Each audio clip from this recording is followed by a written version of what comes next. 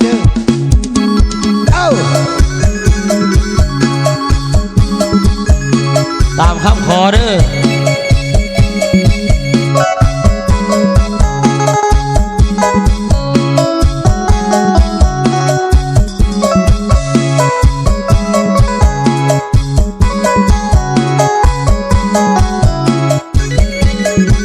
สาวงามสมสาได้มาเห็นแล้วเป็นจริงว่าสมงามโอ้ตุเสสมเป็นยอดหญิงสวยจริงทุกอย่างอายขอเอ่ยทางคนงามตอบอายเดินมีแฟนเลยยังอ้างว่างขอไม่นางตอบอายตามตรงทั้งหาทั้งหวังพุ่มพวงสาวบ้านคนพาถ้าได้น้องก็เนบทางให้ใจก็ว่าให้เดินเขาอายจะหักเดียวที่จะบอกเดียวยิ่งได้ให้ลงจะหักเพียงน้องที่อยากมันคงจะซื้อจะตกต่อสาวคนพาได้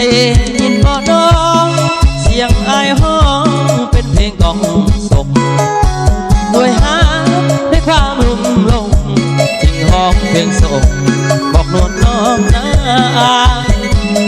เพียงเท่านี้อายขอให้น้องร้องให้อีกเดือนหนึ่งถ้าดอกทองคำบ่เธอ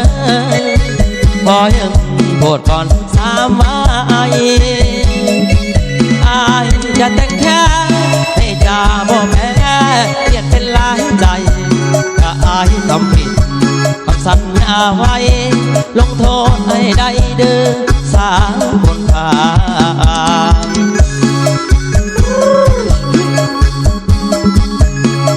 รอบแรกแหกบานกันแล้วกันเด้อเนาะ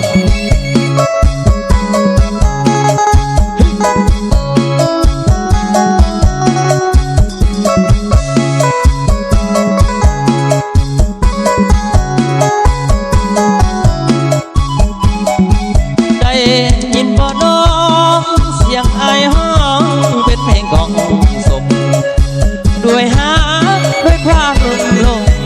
ทิ้งห้องเพลงศพบอกนวลน้องนาเพียงเท่านี้อายขอให้น้องให้อีกเดือนหนึ่งถ้าดอกทองคำบ่เธอ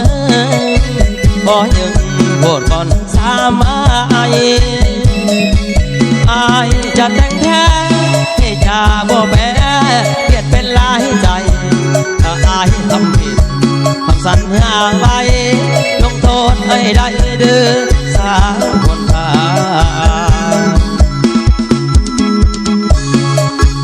สองรอบซ้อนเด้อตามคำขอเอาแบบเล่าๆบัดนี้